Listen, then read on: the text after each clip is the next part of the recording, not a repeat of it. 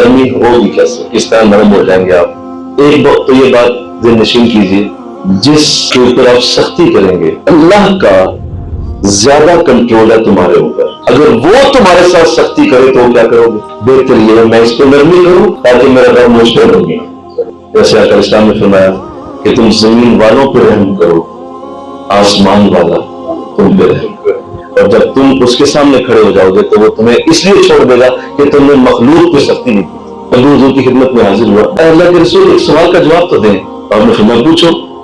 तो मैं ये बता दें कि हशर में हिसाब लेगा कौन लेगा? रिश्ते लेंगे कौन लेगा? हशर में हिसाब अल्लाह लेगा। तो ये कहा तो उसने कमाल जुमला बोला और अगर इस्लाम इतना खुश हुआ उसके जुमले में, आपने साहबा से तारीफ की उसकी, तो मेरा अच्छा अल्लाह हिसाब लेगा तो वो तो बहुत बड़ा है और बड़े लोग तो नरमी से हिसाब लेते हैं। अबू बकर चला गया और आप झूमते रहे। साहबा ये क्या कह गया?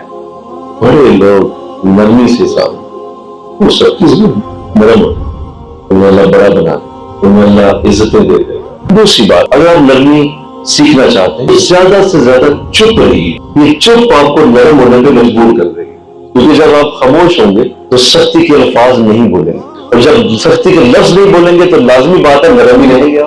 तीसरी और बड़ी अहम बात, अगर आप नरम होना चाहते हैं तो किसी नरम के करीब रहेंगे, वो आपको नरम कर देगा।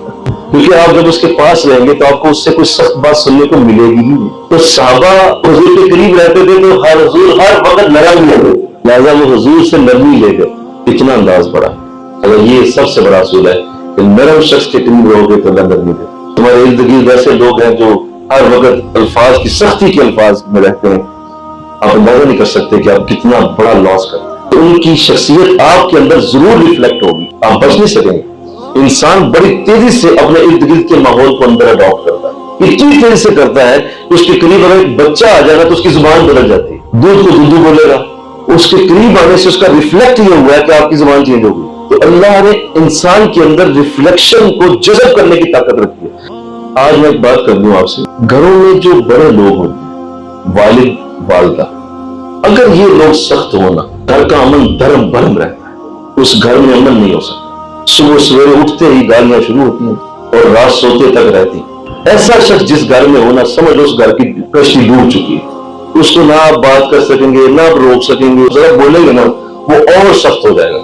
जब वो और सख्त होगा तो पूरे घर का अमन बर्बाद हो जाएगा। ये सारा दिन क्या रिज़्क़ बरसना है, क्या वहां बरकत उतरनी है, क्या वहां पे लोगों में आपस में प्यार पैदा होना।